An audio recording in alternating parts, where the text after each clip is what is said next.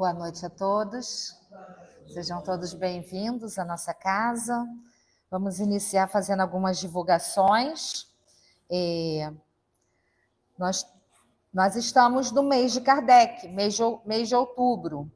E o 10º seu, ele está promovendo, promove algumas palestras e estará acontecendo agora no dia 14, próximo sábado, Sábado, lá no grupo da Fraternidade Júlio Forém, em Heliópolis, às 14 horas, tá? Uma palestra com o tema Evangelização, Arte e Educação.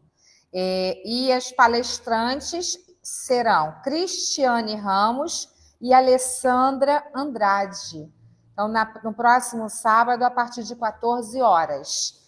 Grupo da Fraternidade Júlio Forém. Se alguém tiver interesse, a gente explica como é que se chega até o centro, tá? Lá em Heliópolis, em Belfor Roxo. Hoje nós temos aqui na nossa casa um palestrante convidado, é o Ricardo Fernandes, e o Ricardo é de São João de Meriti. Seja bem-vindo, Ricardo. Ele estará falando sobre a vida e obra de Allan Kardec. Próximo sábado, às 9 horas, nós teremos aqui o Guilherme Machado, que faz parte da nossa casa, estará falando sobre a fé inabalável, só o a que pode encarar frente a frente a razão, em todas as épocas da humanidade. E na próxima terça que vem, teremos aqui a nossa irmã Rosa falando sobre fora da caridade não há salvação. Lembrando que o mês de outubro, o tema do mês de outubro é Kardec obrigado, tá? Então, Kardec é o codificador da doutrina espírita. Então, nós teremos várias palestras, cujo tema remetem a Kardec. Então, nós vamos aqui fazer a leitura da página.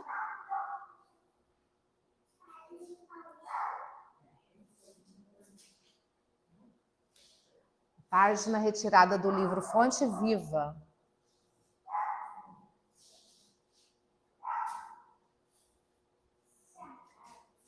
Ditado por Emmanuel, psicografia de Francisco Cândido Xavier. Lição 79, sigamos a paz. Busque a paz e siga. Palavra de Pedro, capítulo 3, versículo 11. Há muita gente que busca a paz. Raras pessoas, porém, tentam segui-la.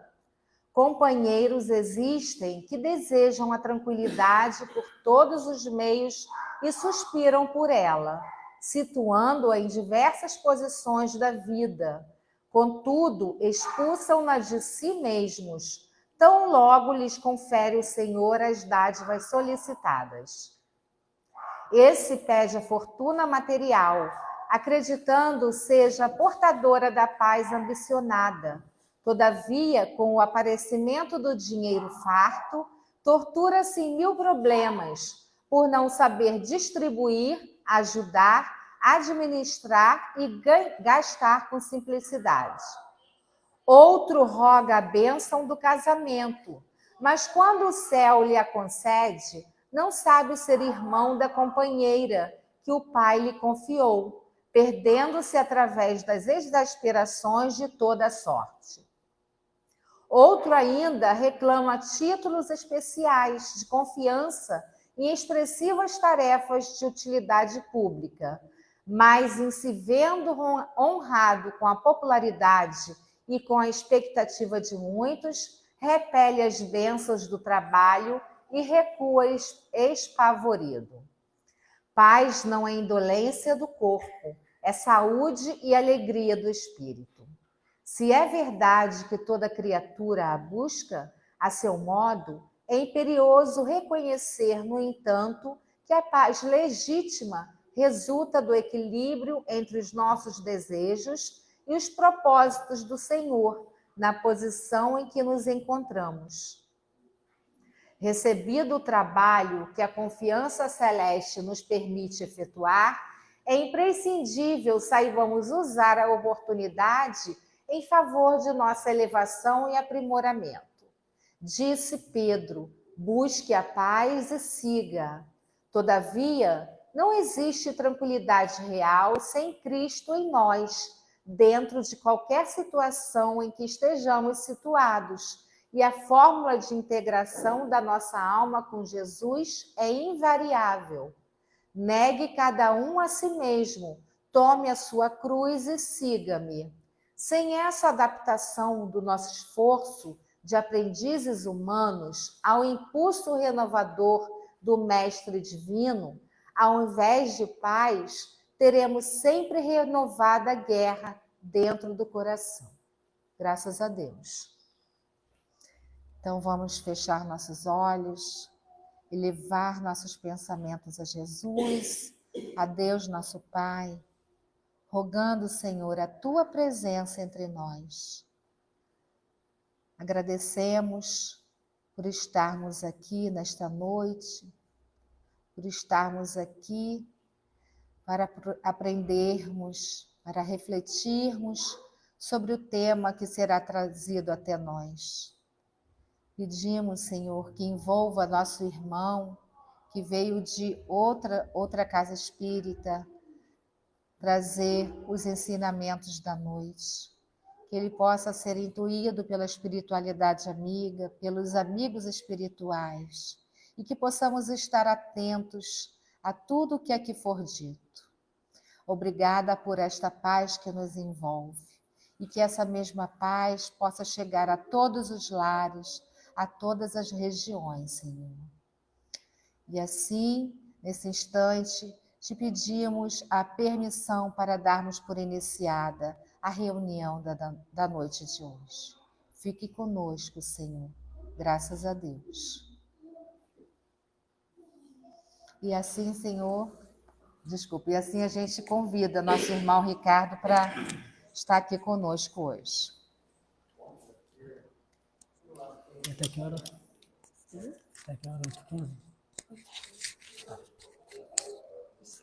Eu tenho que ficar preso ali atrás daquele púlpito. A câmera não atrapalha aqui mais. Conversa de bastidores. Eu não consigo. Tem mais 8h15. Beleza, eu não consigo ficar muito tempo parado, eu preciso que eu possa caminhar. Mas tudo bem.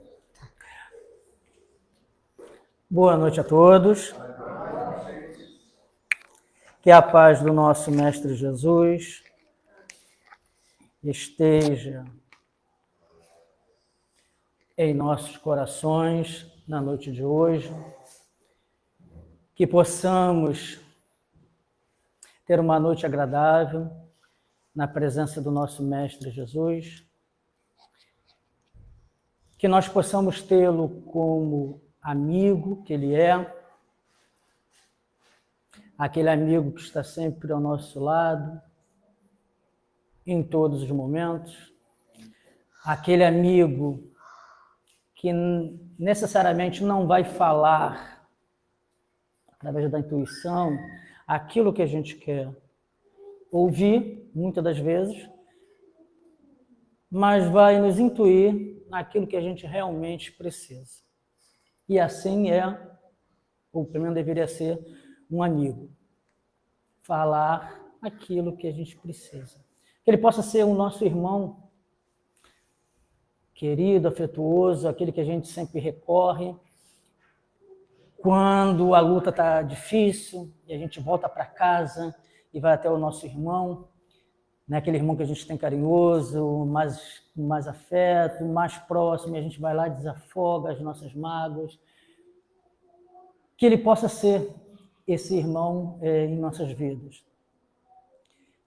E que ele possa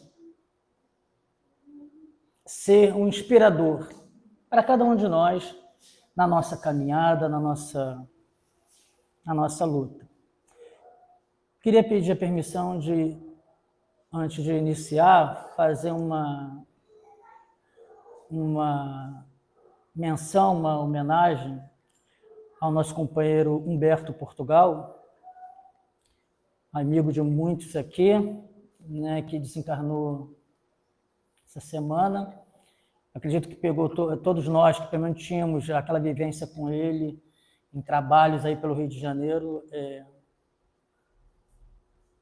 mexeu muito conosco, embora no círculo mais próximo sabia que ele já passava por uma enfermidade, já vinha se tratando de uma enfermidade, mas como nós ainda somos tão apegados à matéria e ainda temos uma necessidade muito grande de estar tocando, sentindo aqueles que nos são caros, então é natural que a gente sinta a passagem do nosso companheiro. Então fica aqui, em nome, acredito, da casa, mas em meu nome também aqui, um abraço aqui à família do Humberto Portugal, e que ele possa estar sendo bem amparado na espiritualidade. Hoje em dia, mais do que nunca, é importante a gente lembrar. Gente, me permita sair daqui de trás, que eu estou me incomodando. Desculpa, que eu sou muito de... Tá, não leva a mão não, mas aí eu fico... Quando a pessoa fala assim, tem que ficar atrás daquilo ali. Assim? Posso tirar? Tá. Não, só um pouquinho. Desculpa, tá, gente? Aqui eu gosto de... Prometo que eu não vou quebrar nada não, só para eu poder mexer um pouco, tá? A minha colinha está aqui, então com ela eu vou para tudo quanto é canto. Mais do que nunca nos dias de hoje, com os últimos acontecimentos que a gente vem tendo, desde da Covid para cá, e recentemente com o conflito na Ucrânia, e agora, de sábado para cá, com essa guerra que a gente está presenciando, acompanhando, onde em qualquer guerra não existe, né, o lado certo, o lado errado, existem ideias, existem conceitos, mas no fundo todo mundo sofre em qualquer guerra. A guerra é sempre o resultado da falta de diálogo, de entendimento. Quando o ser humano ele não consegue sentar à mesa e dialogar, se entender, a gente apela para a violência. E a gente pode ver isso no nosso dia a dia.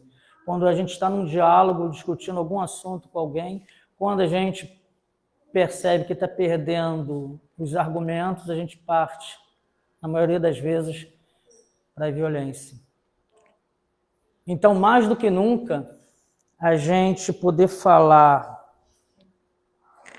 de Kardec e lembrar, nesse mês de outubro, que a maioria das casas estão fazendo essa homenagem, é importante que a gente lembre dessa pessoa que, no século XIX, veio, reencarnou entre nós e precisou de muita luta, de muito esforço, de muito suor, acreditar numa ideia, acreditar numa tarefa que lhe foi confiada, e para isso ele pagou um preço muito alto. Então, lembrando que em 3 de abril de 1804, lá na França, lá em Lyon, nascia Hippolyte Léon Denisard Rivard. E tem uma característica interessante desta criança, deste espírito que reencarna, é que desde as primeiras, eu vou pular algumas coisas, porque realmente falar de Kardec a gente precisaria de um tempo muito grande, vários aspectos da sua vida, então eu vou dar umas pinceladas em algumas coisas aqui, mas me prender talvez no Kardec humano, né, naquele que mais se aproxima de nós e que nos faz, né, reconhecer nele essa figura. Mas desde o início a gente percebe, até por influência dos seus pais, colocando-o desde as primeiras idades num grande instituto, que era de Pestalozzi, que na época era um dos institutos mais reconhecidos, que tinha uma educação de qualidade humanitária, humana, da melhor forma possível.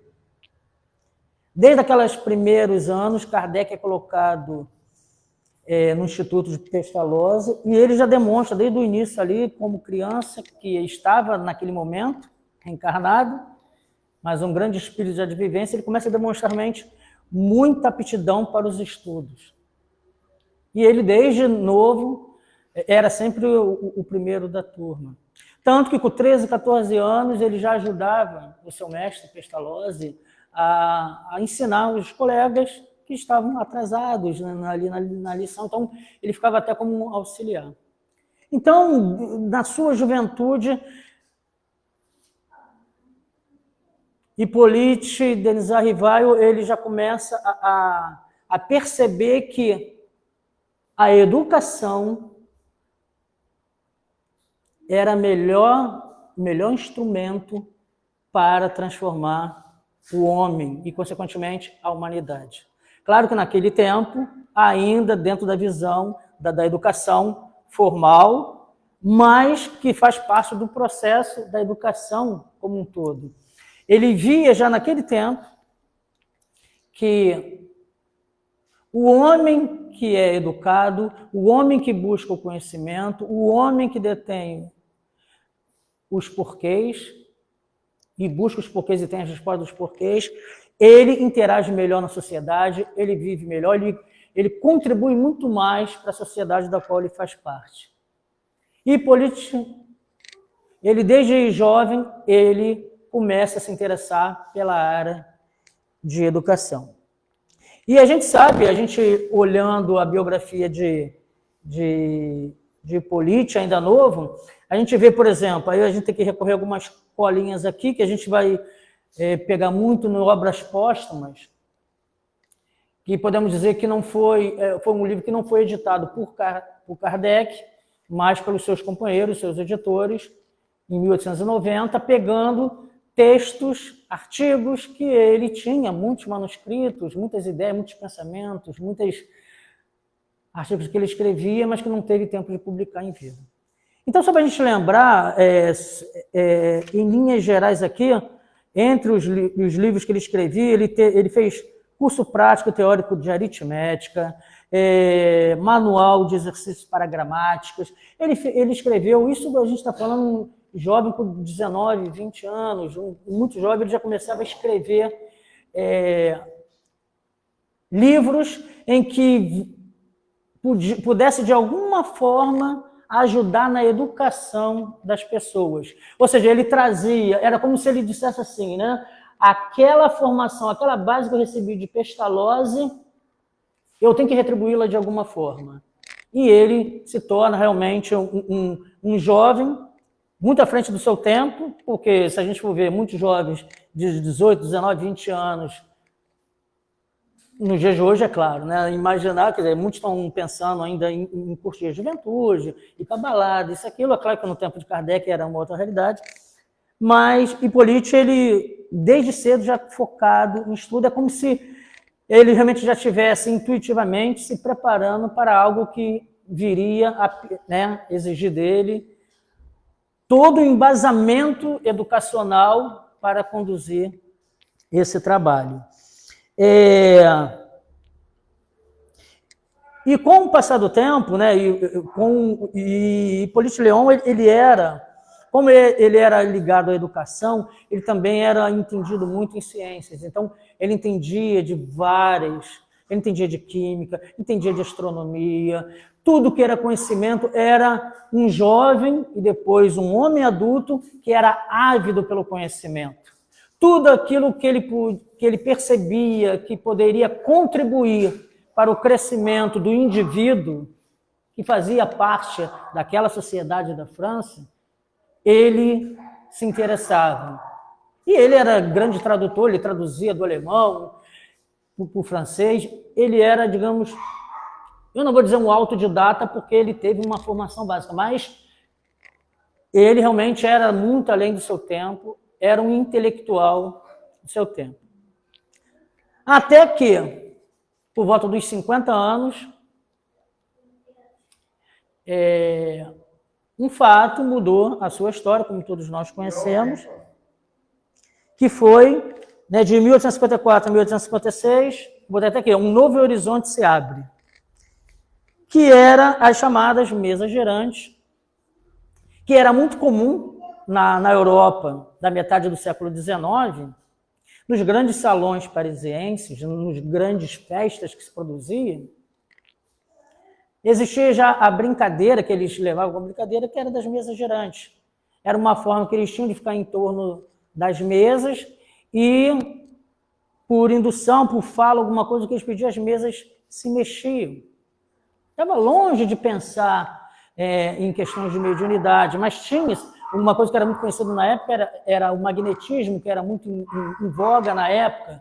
Então, usavam daquele fenômeno como uma brincadeira.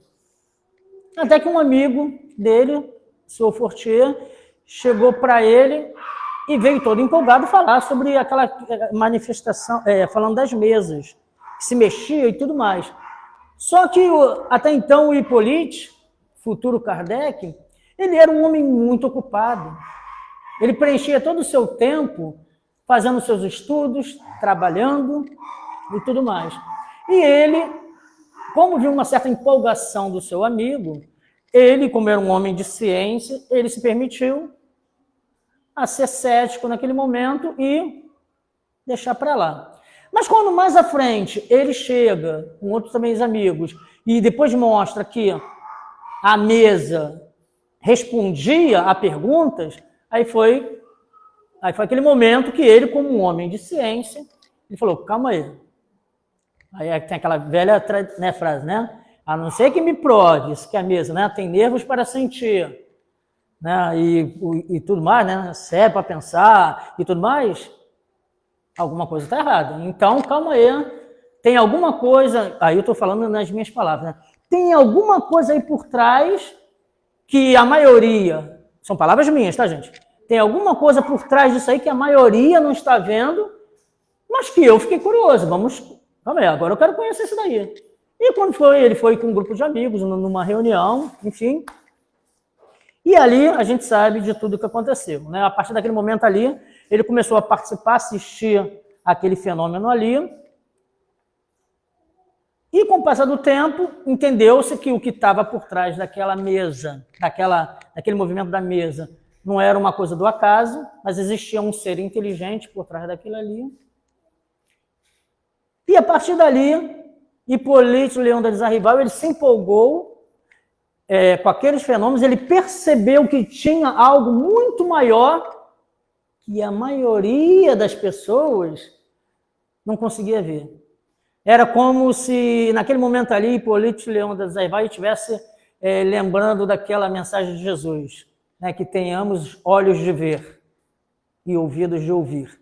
Ou seja, é um convite que Jesus nos faz, né, para que a gente possa ver além do que a maioria vê e ouvir aquilo que os outros não ouvem.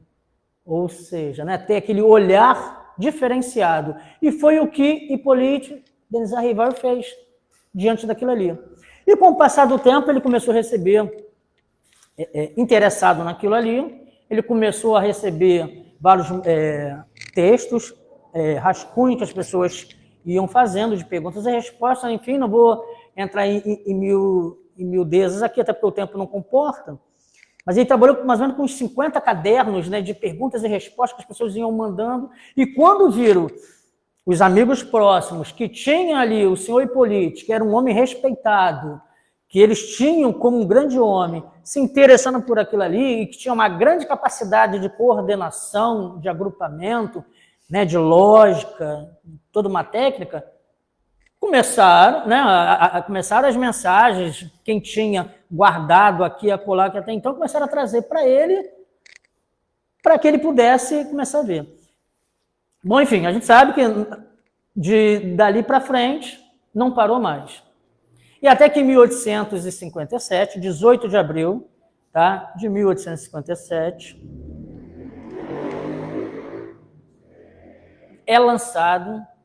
ia ser lançado o Livro dos Espíritos. Ainda não lançou, segura o livro, ainda não lançou. Só que aí tinha um grande problema. Aí já começa o primeiro problema do senhor Hippolyte, por um lado, pelo lado humano do cidadão, mas diante de uma porta que se abria espiritual para ele. Por quê? A partir do momento que o livro está feito, primeiro, na primeira edição, tinha 501 perguntas e respostas, depois chegou nas 1019 que a gente tem até hoje, nas outras, na segunda edição diante. Mas quando ele viu aquilo ali, ele chegou no dilema, ele falou, caramba, palavras minhas, tá, gente? Pelo amor de Deus. E caramba, o que eu vou fazer agora? Porque eu, Hipólito Leão Denis Arrival, sou conhecido no mundo acadêmico. O mundo acadêmico da França me conhece, eu sou um professor respeitado. Tenho artigos, tenho livros publicados. Só que eu tenho consciência que esta obra não é minha. Como diz o título, Livro dos Espíritos, não é livro de Kardec, é Livro dos Espíritos. O estudo, a mensagem são deles. Se eu coloco o meu nome, eu personalizo a obra na minha figura. Então será mais um livro para o mundo leigo, será mais um livro que vai ser misturado com os outros. Ou seja, não vai ter a essência, ou seja, o livro é dos Espíritos. Ele falou, é preciso, aí vou me lembrar daquela passagem também do apóstolo, é preciso que eu me diminua para que ele cresça. Indiretamente, ele faz uma coisa. Ele falou, eu não posso usar meu nome, então eu tenho que usar um outro nome. Foi sugerido para ele o nome de Allan Kardec, que era um nome que ele tinha enquanto druida, lá no tempo das Galhas, lá nos antepassados da antiga França, antes de ser França e tal. Usam, né, o pseudônimo de Allan Kardec. Um nome novo, a partir desse momento nasce um novo homem, Allan Kardec. É como se dissesse assim, ó, o teu passado de glória e de reconhecimento intelectual vai ficar na estrada. Vai ser o primeiro, um dos preços que você vai ter que pagar. Mas agora nasce Allan Kardec. E assim surge o Livro dos Espíritos em 18 de abril de 1857. E a partir dali, um novo horizonte realmente se descortinou para o senhor Hipólito, que agora, a partir dali, para os espíritas, ficou conhecido como Allan Kardec.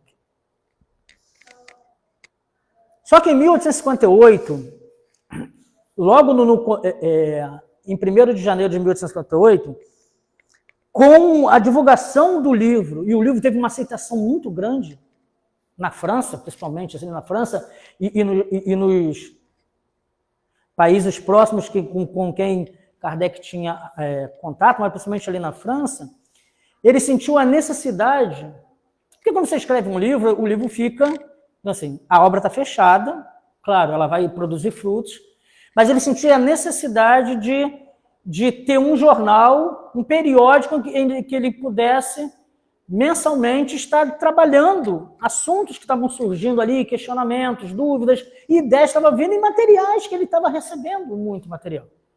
Porque uma coisa é tu produzir um livro, tem todo um trabalho. Então, vem cá a colinha, em 1º de janeiro de 1858, ele publica, aí é interessante, que ele diz assim, nas suas memórias, que está também na Obras Póstumas, a gente vê, ele diz assim, né, que ele estava dependendo de um amigo para poder financiar o jornal. Aí ele pergunta até ao espírito amigo dele, né, se ele deveria esperar, ou seja, condicionar a lançar o jornal, dependendo do amigo. O espírito falou, ó, com ou sem o teu amigo, eu acho que a ideia é válida você publicar. É importante que você trabalhe esse jornal. Então, como a ajuda estava demorando a chegar, o amigo ainda não se definia, ele foi do próprio bolso dele, ele pegou, mandou, redigiu o jornal, fez tudo bonitinho, mandou para a gráfica, fez e distribuiu.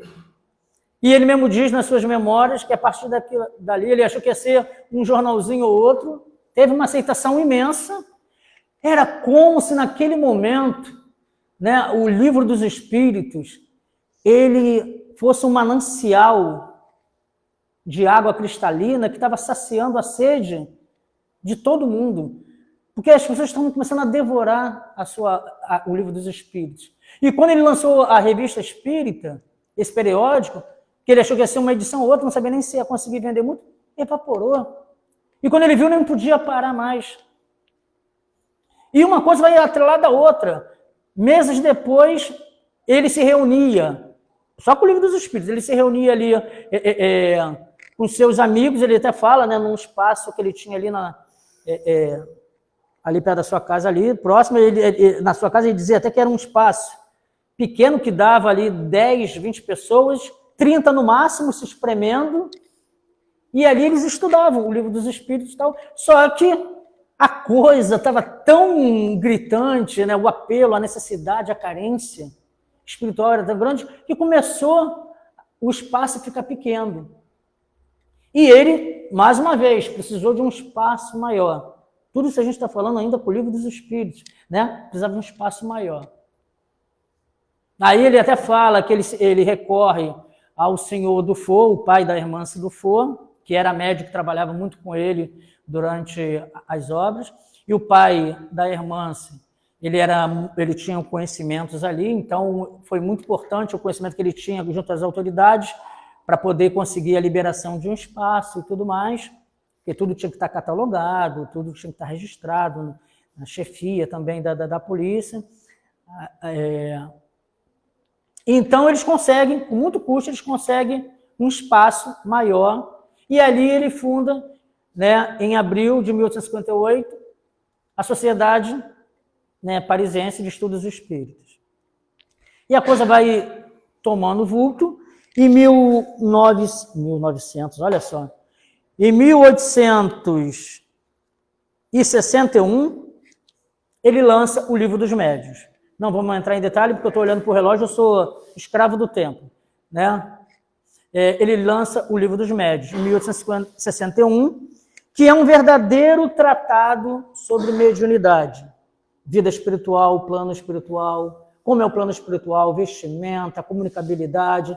Enfim, é um grande manual que nós temos sobre o mundo espiritual e a sua relação com o mundo físico.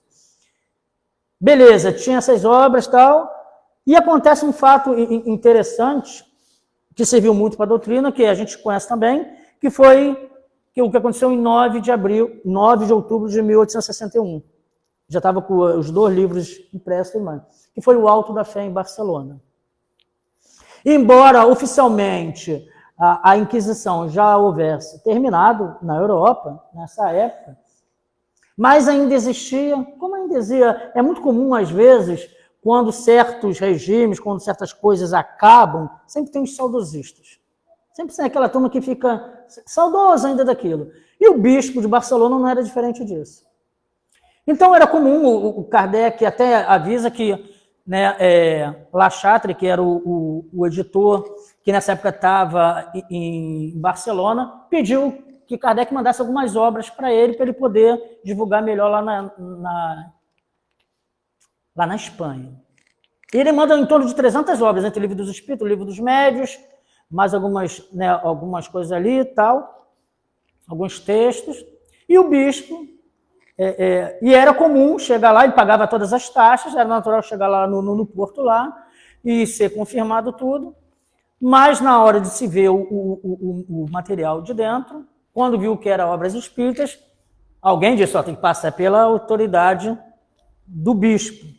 Até porque a Igreja Católica, a gente sabe que ela sempre teve um poder muito forte e uma união, durante séculos, com o poder do Estado.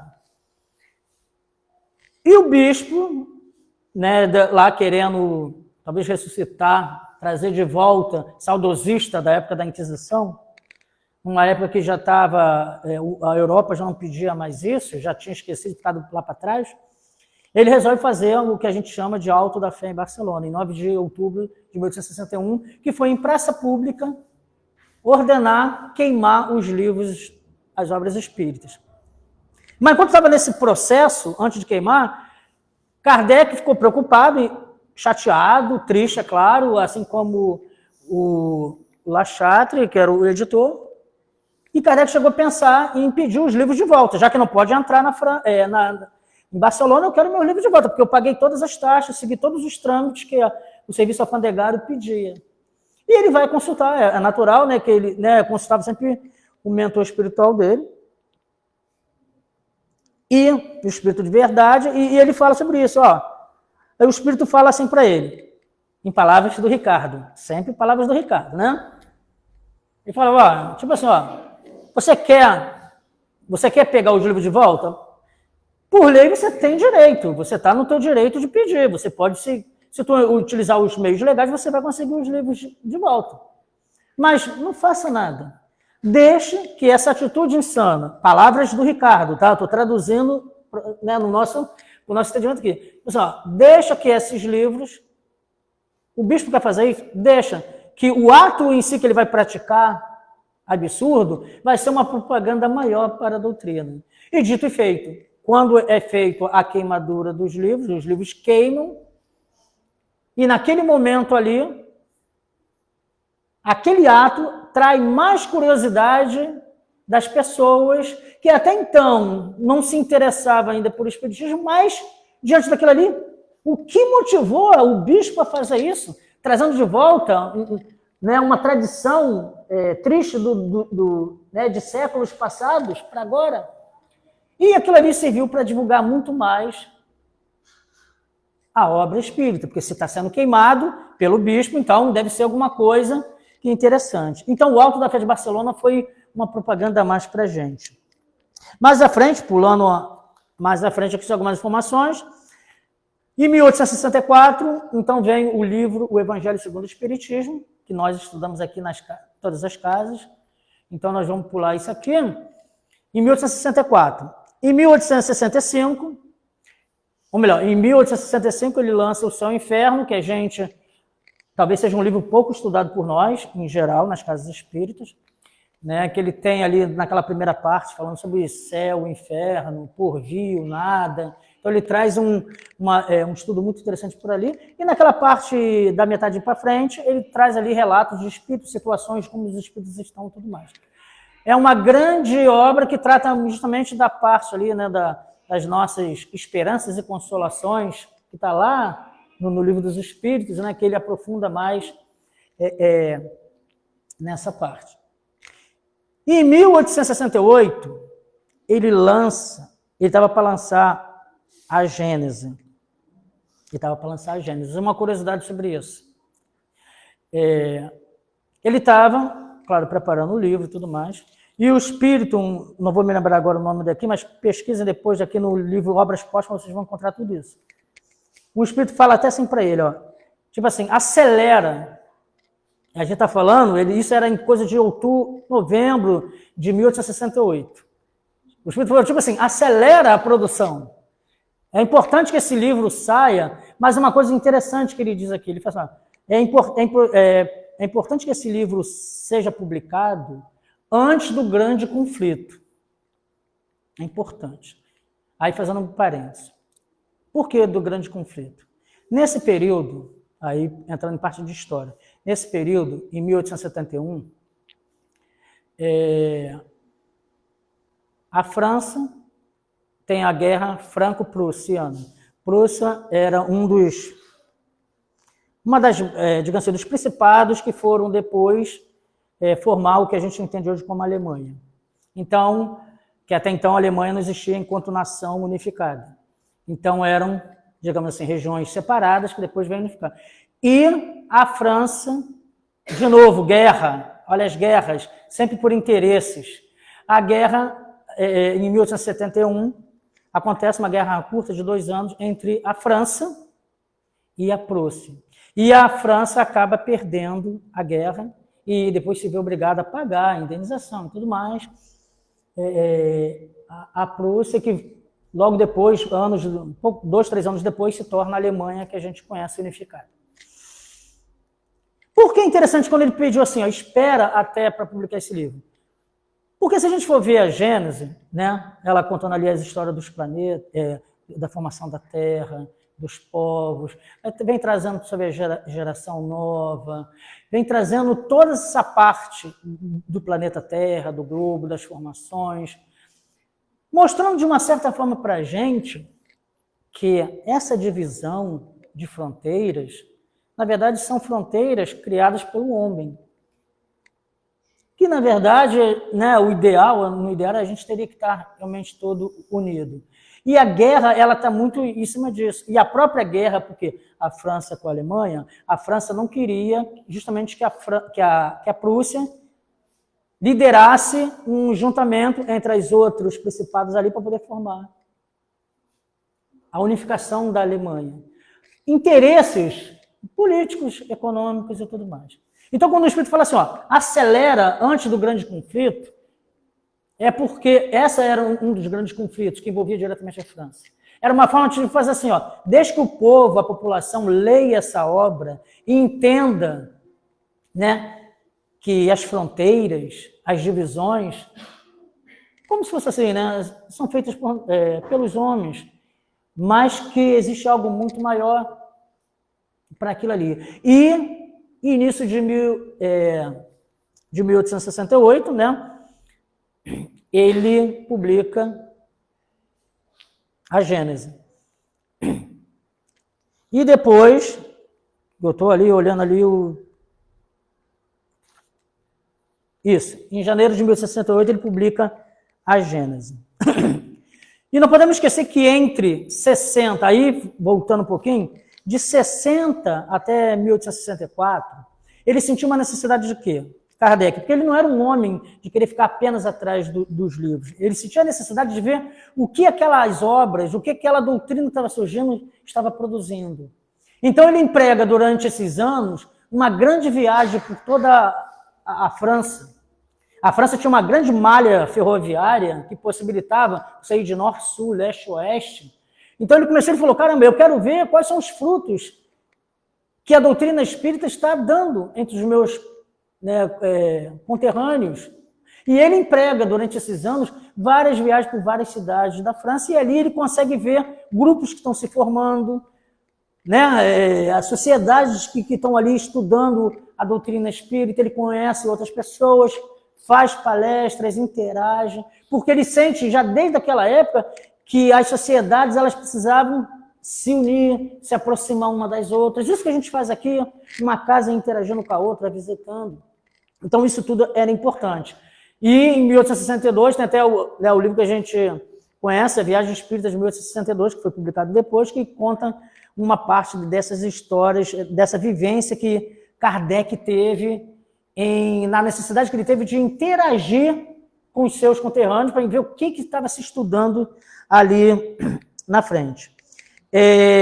Quando eu falei que ele pagou um preço muito alto, porque automaticamente, quando ele assume isso, vários amigos que ele tinha começaram a se afastar dele. Então, aqueles amigos que ele tinha do passado, ele deixou de ter. E a gente sabe que Kardec passou por várias dificuldades financeiras, que o tempo não vai permitir a gente aqui falar, mas ele teve várias quedas financeiras, mas ele, com muita perseverança, com muita persistência, ele deu a volta por cima, foi enrolado por um, enrolado por outro, por parentes dele, que davam volta nele financeiramente, mas ele não desanimava, continuava, porque ele sabia do ideal que ele tinha pela frente. E não podemos nunca esquecer, ao lado dele sempre, a Amélie Boudet, mulher de fibra, firme, ligada também à área de educação, muito além do seu tempo, que era ali, né, o sustentáculo que o Kardec precisava, naqueles momentos que batia aquela sensação de fraqueza, quando todos o abandonavam e tudo mais. Né? Então, a gente vê que ele não fugia das discussões, ele não fugia dos embates, tanto que a gente vai ver no livro que é o Espiritismo, ele trava um bom debate, sem violência, sem agressão, mas com o cético, com o padre, com o crítico, onde ele procura ali refutar todas as críticas que a doutrina espírita sofria e que ele percebia que era infundável. Ele sempre falava nas suas memórias, não tem um problema que me agridam como pessoa, me ofendam, mas a doutrina espírita não. Ele tinha essa consciência de que ele podia ser falho enquanto indivíduo, mas ele sabia que o que ele estava ali diante, a doutrina, ela era presente. Em 31 de março de 1869, enquanto ele estava em pleno agito, muito antes, os amigos espirituais já vinham dizendo para ele, Kardec, sossega um pouco, calma, trabalha menos, olha a saúde. Mas ele sentia algo dentro dele que o tempo era precioso demais. Ele queria fazer valer a cada minuto do seu tempo. E ele, mesmo com as recomendações dos amigos espirituais, ele continuava produzindo, continuava trabalhando. E num dia desse, que ele estava em pleno trabalho, fazendo mudanças de local, o espaço já não comportava ali, ele teve um aneurisma, né, no coração e veio a desencarnar de forma súbita. Morreu o homem, mas permanece o seu legado.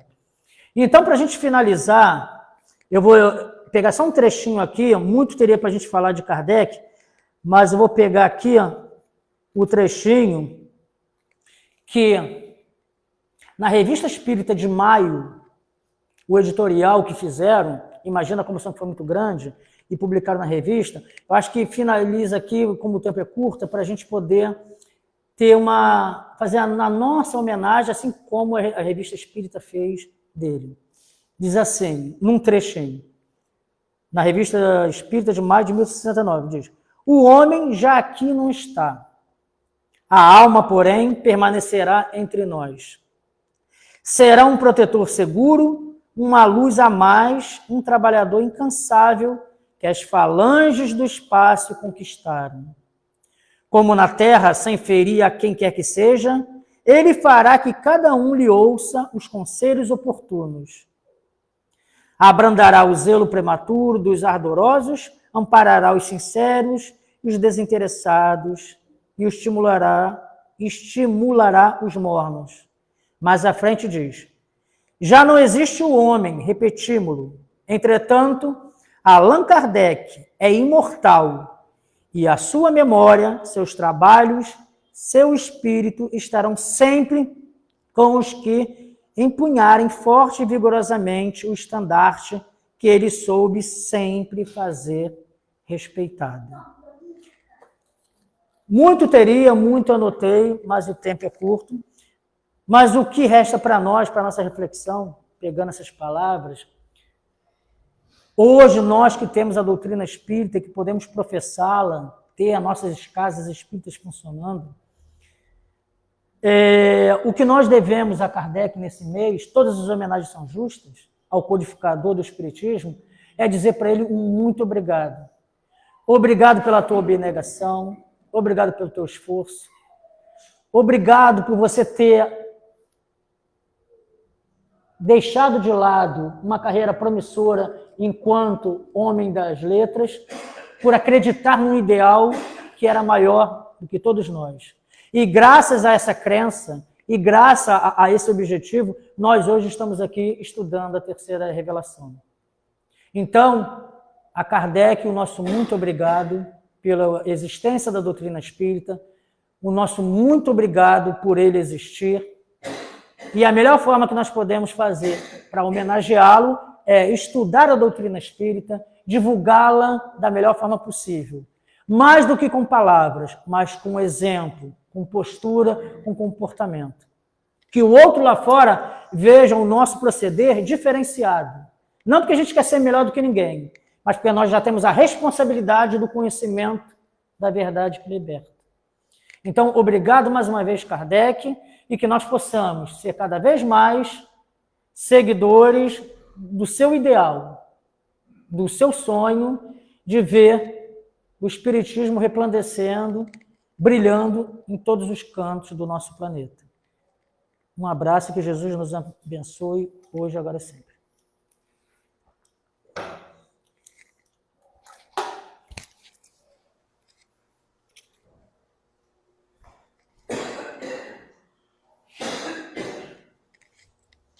Nós agradecemos ao Ricardo por ter nos trazido, né, a mensagem de hoje, e estudar e ouvir sobre Kardec é sempre muito bom, né? Esse irmão que nós é tão valoroso, né, que nos trouxe, que desvendou, que tirou o véu, né, que trouxe tantos conhecimentos dessa doutrina, essa doutrina que a gente acredita de verdade, né? Então, nós temos enorme gratidão por Kardec. Tem até a musiquinha, não sei se colocaram, né? A gente ficou esperando aqui na terça-feira passada, né, Antônia? Depois você coloca, tá? É uma música muito linda que fala sobre Kardec, agradecendo Kardec. Muito bonita mesmo. Então, nós agradecemos a presença de todos vocês aqui, tá? E esperamos também que venham os sábados. Nossa reunião acontece às 9h.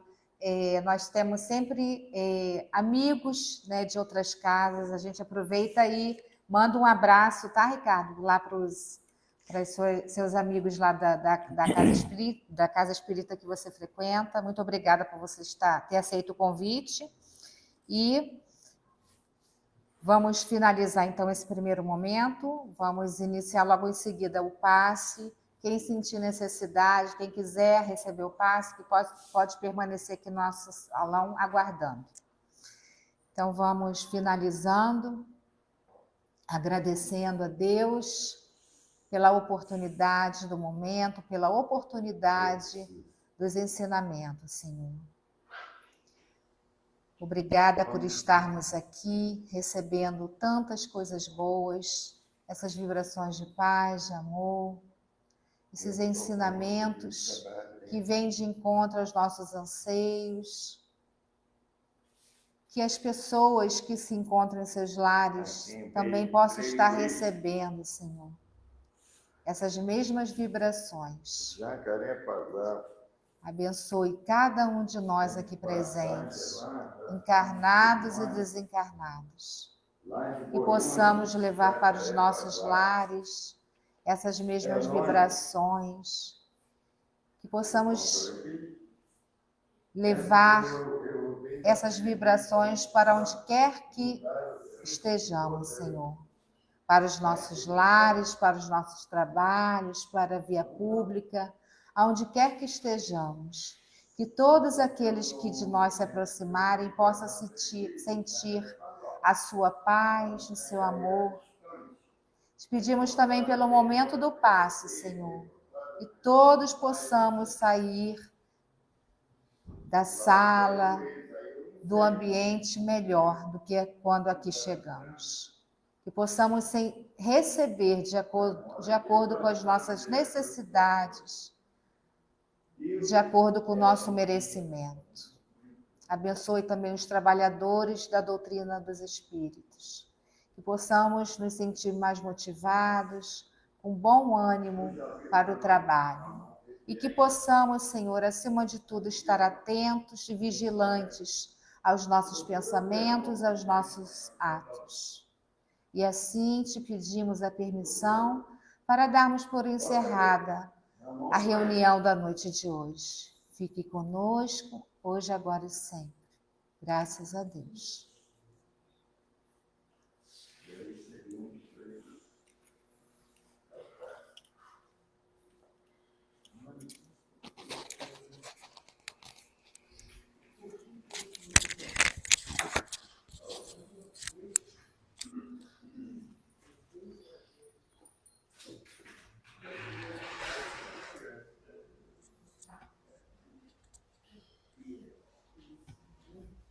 A câmera é aquele ali pequenininho. Gente, que modernidade. Eu tô procurando a câmera.